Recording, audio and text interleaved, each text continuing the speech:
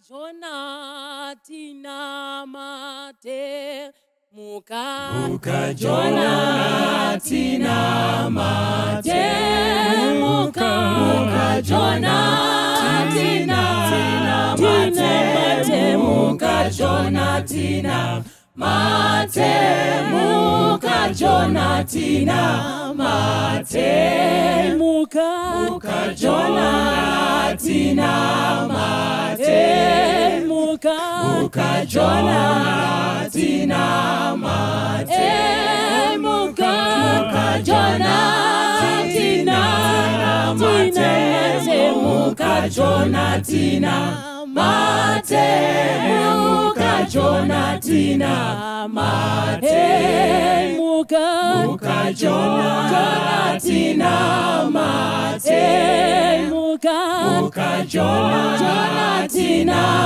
mate muka Jonatina mate muka Jonatina mate muka Jonatina mate ururendo runenjozi ururendo runenjozi ururendo runenjozi ururendo runenjozi ururendo runenjozi ururendo runenjozi ururendo runenjozi ururendo runenjozi ururendo runenjozi ururendo runenjozi tichatongwa nemabasa tichatongwa nemabasa tichatongwa nemabasa tichatongwa nemabasa tichatongwa nemabasa tichatongwa nemabasa tichatongwa nemabasa tichatongwa nemabasa tichatongwa nemabasa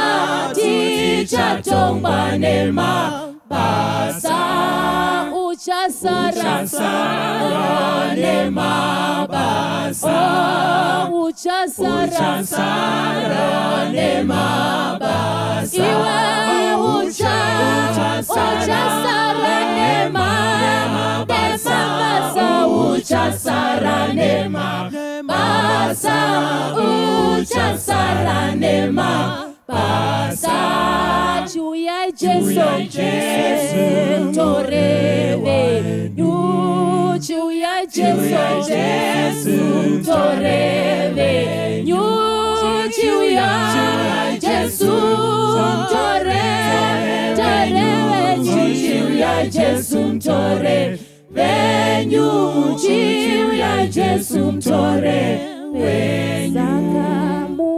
muka Jonatina mate muka Jonatina mate muka Jonatina mate muka Jonatina mate muka Jonatina mate muka Jonatina mate muka Jonatina mate muka Jonatina mate muka Jonatina mate muka Jonatina mate. Toda kutenda Mwari mukati memangwanani ano zvakare atinosanganiswa munguva dzekunyengetera. nguva dzatinotaura naMwari, nguva dzatinokumbira Jehovha kuti wekudenga ave anonzwa kunyengetera kwedu. Mukati memangwanani ano tichataura pfungwa yekufamba nekutenda, walk by faith, kufamba nekutenda. Vakorinde vechipiri chapter 5 verse 7 inotiyo, nokuti tinofamba nokutenda, hatifambi nokuvona. For we walk by faith, not by sight. Chi chinonzi kutenda, chi chinonzi kutenda. Hebrews vaHebheru chapter 11 verse 1. Zvino kutenda ndiro rusimbiso rwezvinhu zvatinotarira nechiratidzo chezvinhu zvatisingavoni. Nokuti naiko vanhu vakare vakapupurirwa zvakanaka. Kutenda chinyiko mumazuva atiri kurarama. Nhasi vanhu vazhinji havasisina kutenda kwakawanda. Vanhu vanovimba nezvinhu zvavanoona. Vanhu vanovimba nezvinhu zvavanofunga kuti zvinovapa pundutso. Asi shoko raMwari mangwananano riri kuti kumaKristu anhasi ngatidzidzei kufamba nekutenda kwete nekuona. MaKristu anhasi ava kukoshesa kurizina kudarika kutenda mukati meBhaibheri, shoko raMwari. MaKristu anhasi ava kukoshesa kuzvifungira nekukiyakiya zvavanofunga kuti vanogona kudarika kutenda, kuvimba nemunamato nguva dziri dzose. MaKristu anhasi ava kuzvivimba munjere dzavo, ava kuzvivimba mumazano avo, ava kuzvivimba mukati mekuronga kwavanoita. Kana vagona kuronga, kana vagona kukiyakiya, kana vagona kuita zvavaita kuti zvibudirire, vava kuzvivimba mukati mesimba ravo. Asi mukati memangwani ano shoko raMwari riri kutiudza kuti kutenda ndiro rusimbiso rezvinhu zvatisati taona. Kutenda ndiro rusimbiso rezvinhu zvatisati tabata kuti zviriko izvo tisati tazviona. Toramba tine kutenda muna Kristu Jesu. Vakakomborerwa vanhu vane kutenda sekwamadzitate-guru edu akare. Vakakomborerwa vanhu vane kutenda sezvaaita vana Abrahamu, vana Isaac, vana Jakobho, vana Mozisi. Vakafamba nekutenda nguva dziri dzose. Rangarirai vana vaIsraeri, zvinhu zvakaoma. Vakatarisana neRed Sea, Faro achiuya, vaigona kurizina sevanhu vamazuva ano vachiti hazvigoneki kupfuura tisina chikepe, hazvigoneki kupfuura tisina ndege. Voramba kuteerera Mwari, asi nekutenda vakateerera shoko raMwari. Mozisi akasimudza tsvimbo, pakavhurika paRed Sea, vakafamba nekutenda. Ndilo rusimbiso riri kutsvakwa pamazuva atiri. Kutenda ndokuti riri kutsvakwa panguva dzatiri madziri, kwakaitwa nemukadzi wepaZerafati asisina chikafu, akapa Elijah muranda waMwari kuti ava anotanga kudya. Mwari akazomukomborera for 3.5 years. Kutenda ndiko kuri kutarisirwa kwakaitwa nekamukomana kaya kakapa chikafu kuti Jesu ashandure chikafu chiwande nehove dziwande. 5,000 plus vakafidhiwa. Kutenda ikoko ndokuri kutarisirwa pamazuva atiri anhasi. Vakakomborerwa vanhu vanofamba nekutenda, vasingafambi nekuona. Genesis chapter 12 verse 1 zvichidzika. Genesis chapter 12 verse 1 zvichidzika inotiyo, zvino Jehovha wakati kuna Abrahamu, ibva panyika yokuhama dzako nokuimba yababa vako, uende kunyika vandichakuratidza. iyo ndichakuita rudzi rukuru, ndichakuropafadza, ndichakudza zita rako iwe uropafadze vamwe, ndicharopafadza ivo vanokuropafadza, nokutuka ndichamutukavo, marudzi ose enyika acharopafadzwa mauri. Romans chapter 4 verse ya 3. Varoma chapter 4 verse ya 3. Nokuti rugwaro runoti kudiniko? Runoti Abrahama wakatenda Mwari, kukanzi kwaari ndiko kururama. Abrahamu asati anzi Abrahama akanga abva mukati memhuri yevanhu vakanga vasingatyi Mwari zvakanyanya. Baba vake Tera kunyangwe vainamata Mwari, vaiva nezvifananidzo zvavainamatawo. Mwari achivadana kubva kunyika yevakaradhiya, anoenda navo achivadana, anodana Abrahama oti, Abrahama, ndinoda kuti uende kunyika yandichakuudza. Abrahama nekutenda muna Mwari akasimuka akaenda kunyika yakanga asingazivi. Bhaibheri, shoko raMwari, Pauro achinyora anoti nekutenda ikoko Abrahama akanzi wakarurama nekutenda kwaakaita. Regai ndikudze vanhu vaMwari, Abraham aigona kurizinawo sezvataigona kuita. Tobvunzawo Mwari kuti nhai Mwari, munoda kuti ndiendepi? Kwakamira sei? Zvakaita sei? Kunogarika here? Kune mafuro manyoro here? Aigona kubvunza kuti kwandiri kuenda kune mvura here inotonhora? Hakupisi here? Wedha yacho yakaita sei? Aigona kubvunza zvese.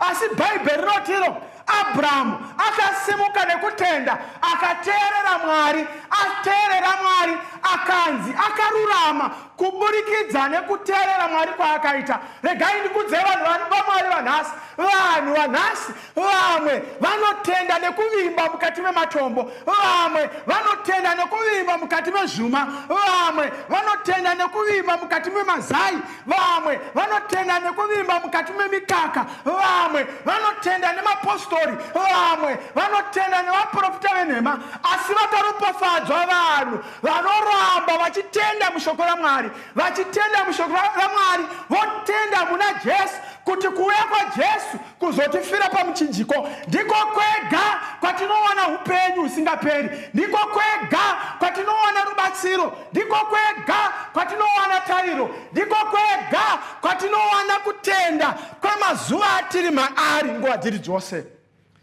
Abrahamu akazonzi Abrahama nekuti akatenda muna Kristu Jesu. Akaudzwa kunzi iwe uchava baba vendudzi dzakawanda.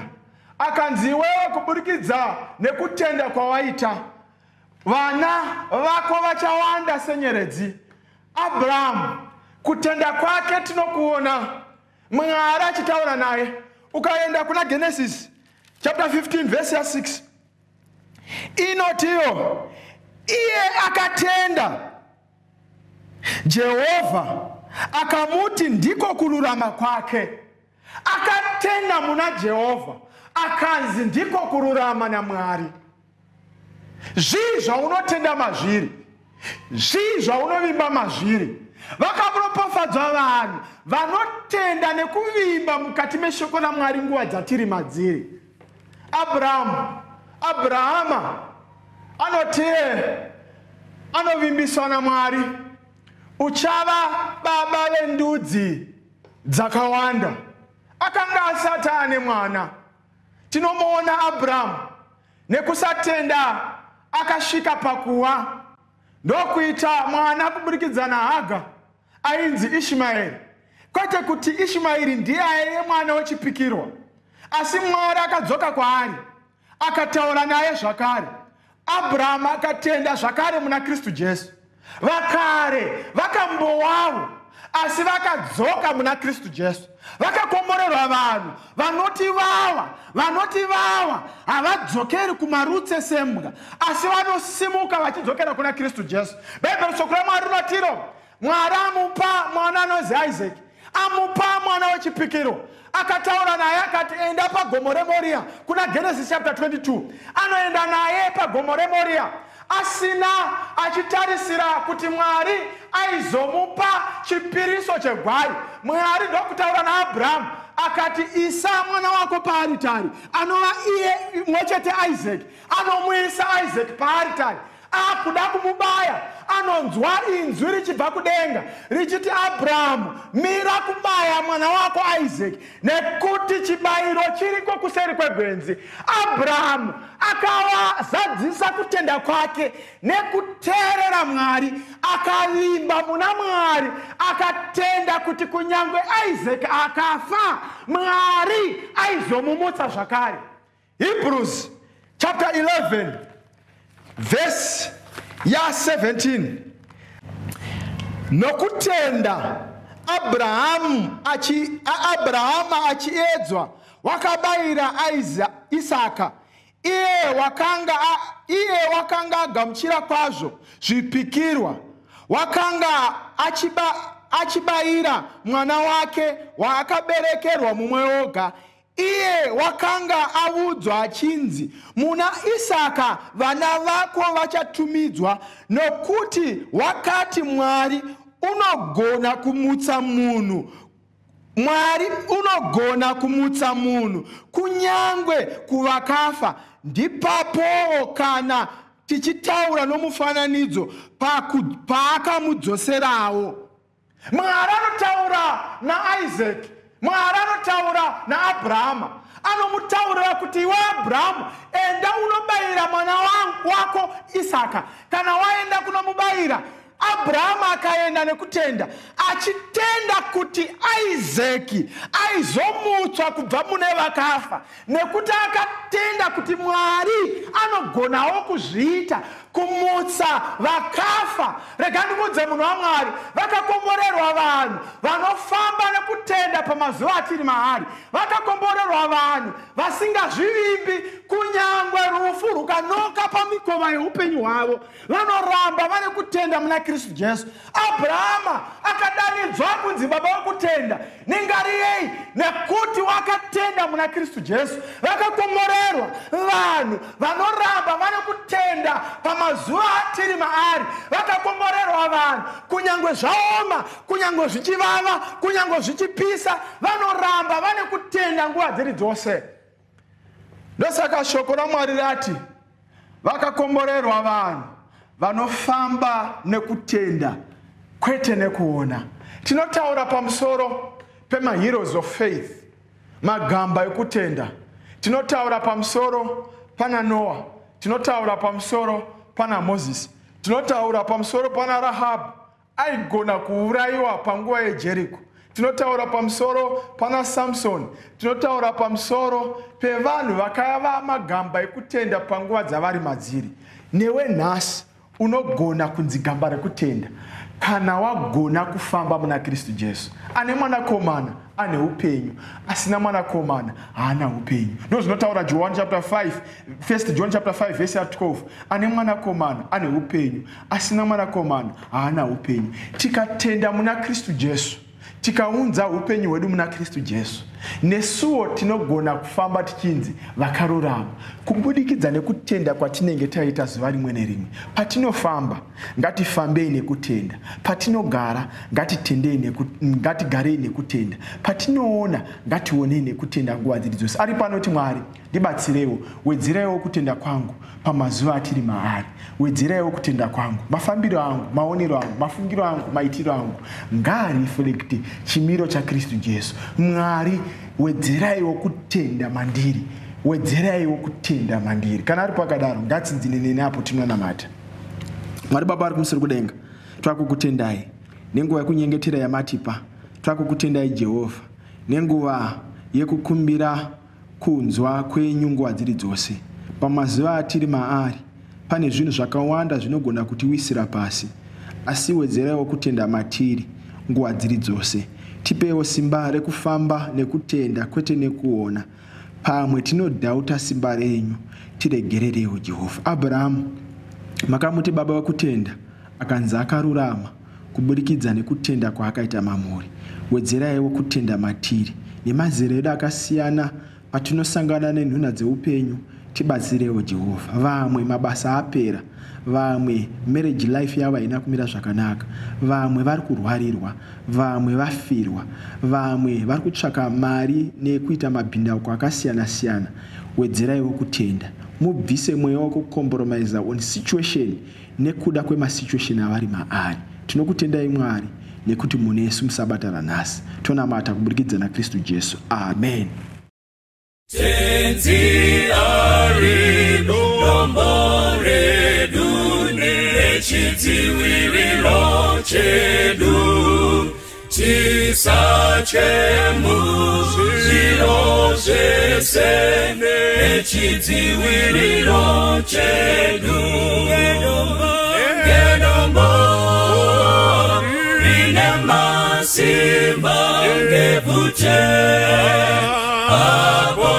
apotaneta ngewedu kutungamira nechidziwiriro chedu futeredu masikati nechidziwiriro chedu mekupenya pausiku nechidziwiriro chedu ngedombo rine masimba ngevute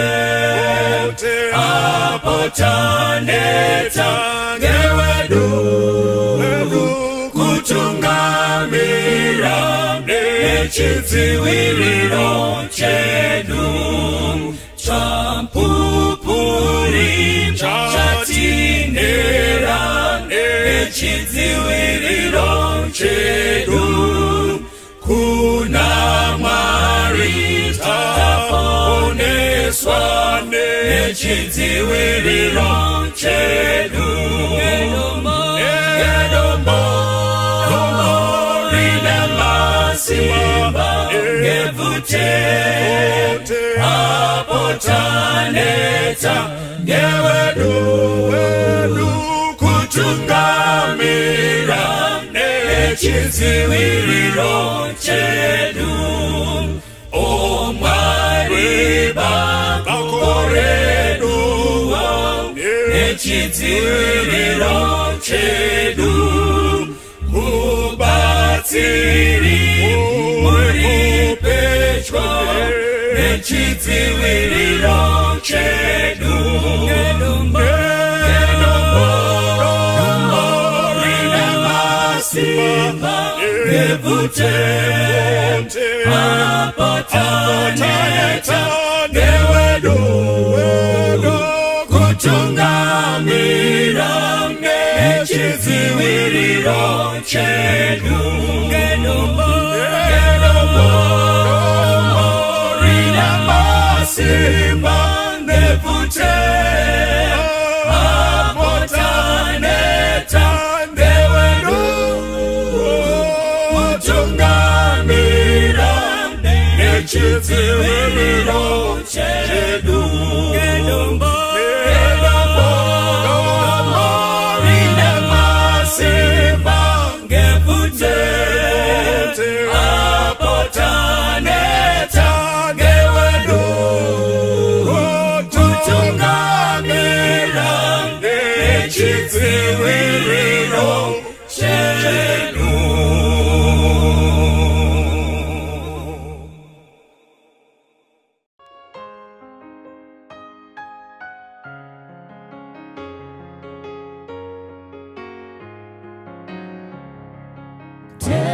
Tesetai, tasewai, zapumuka kure, ndingaona seninzira yekuva mudanga.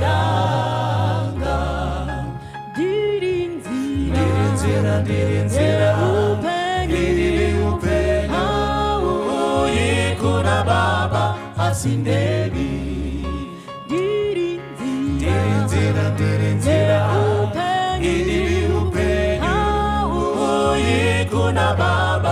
asineni Natendere Zwanenamo Mariano Ndinzwa Apo waji Jiwonchema Ndozi vase Didi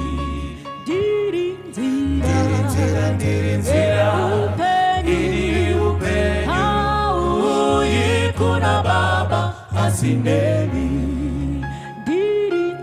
Ndirinzira Didi upeni Uyikuna baba asineni Kuna Kristu nziraneni hadi chapu muki Oni Isa kuna baba kumushawe mbiri Ndirinzira Didi upeni Uyikuna baba asineni